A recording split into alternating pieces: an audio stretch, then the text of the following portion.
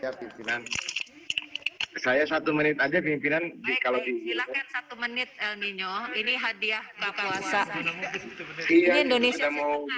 Saya lagi buka puasa ini. Silakan. Iya. Mohon izin. Assalamualaikum warahmatullahi wabarakatuh. Pak Menteri dan juga pimpinan yang saya hormati. Saya ingin menyampaikan bahwa kami di Gorontalo ini berdiskusi banyak dengan para guru, juga dengan para dosen dan para calon P3K. Ini memang banyak masalah yang sama secara nasional terjadi juga di Gorontalo, Pak Menteri, Mas Menteri. Ini malah menimbulkan isu-isu yang nggak enak buat Mas Mas Nadiem.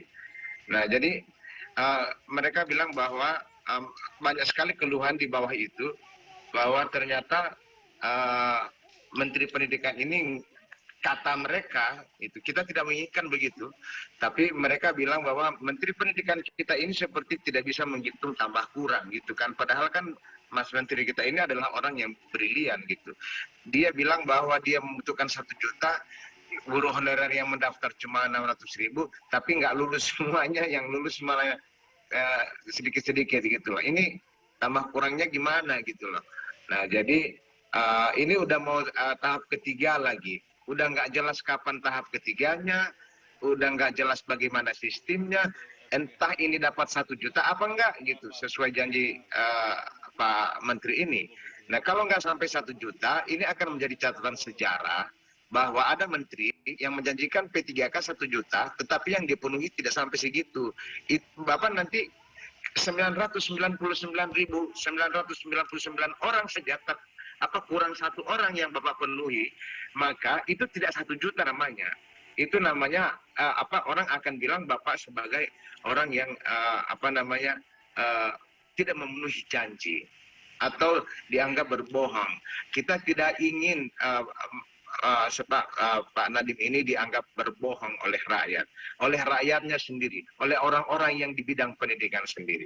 Jadi mudah-mudahan ini bisa menjadi landasan moral bagi pemerintahan pusat untuk mengambil kebijakan-kebijakan, baik itu P3K, baik itu rekrutmen dosen, baik itu apapun gitu, rekrutmen pejabat-pejabat yang ada di kementerian.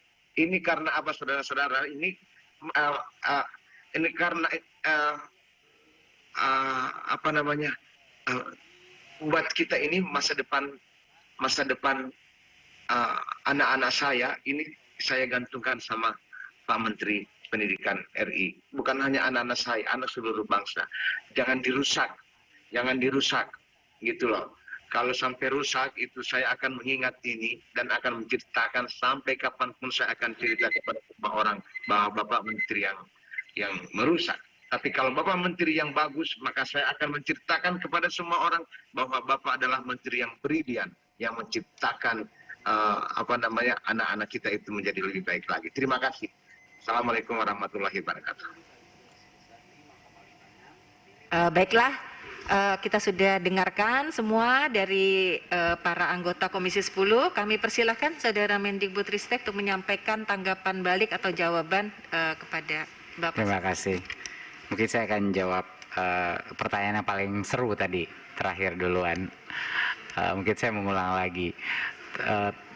Saya akan setuju sama beliau kalau memang kata-katanya itu betul. Tapi kebetulan saya tidak pernah pun tolong cari satu pun video di mana saya menjanjikan 1 juta guru P3K.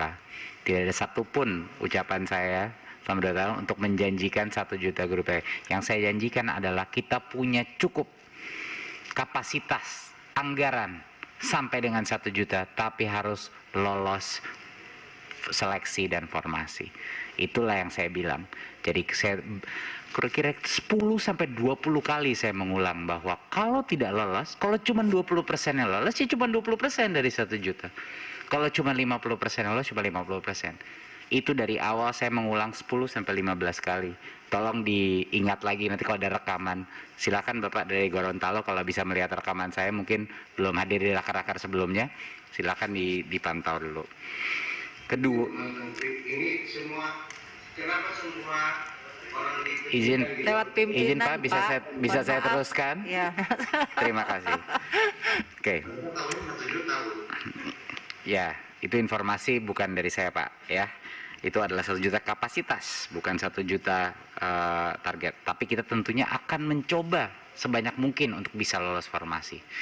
Jadi sekarang semua per-isu mengenai yang P3K itu sebenarnya kesimpulannya sangat sederhana. Kalau kita berhasil memperjuangkan guru induk masuk di posisi yang lolos PG tapi belum dapat formasi, dapat dulu formasi, diprioritaskan. Dan kalau misalnya formasi itu kami bisa menentukan formasinya kira-kira 80 atau 90% dari permasalahan yang diutarakan hari ini bisa selesai. Tentunya ada beberapa isu-isu lain seperti sekolah swasta dan lain-lain yang masih perlu dipertimbangkan, dan itulah salah satu kenapa kita prioritaskan dulu guru-guru negeri, guru-guru induk di dalam sekolah negeri. Itu kan akan menyelesaikan sebagai masalah. Tapi tentunya kita tidak boleh menutup kesempatan untuk guru dari luar untuk ingin mencoba masuk. Seperti samanya kita melanggar undang-undang kalau orang-orang non dari luar PNS itu boleh menjadi PNS, ya kan, sama saja aturannya. Untuk yang kedua adalah isu-isu mengenai